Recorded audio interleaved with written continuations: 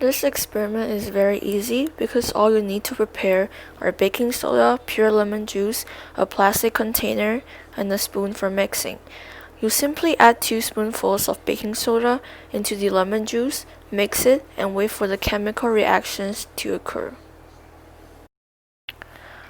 When the sodium bicarbonate, also known as baking soda, reacts with the citric acid in the pure lemon juice, it successfully produces sodium citrate, water, and carbon dioxide, which is further being released into the air.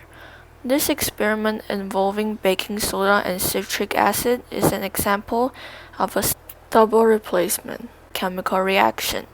Throughout this experiment, chemical reactions took place when the bubbles emerged, the color of mixture turned from white to yellow, the formation of gas, which is carbon dioxide, and odor change.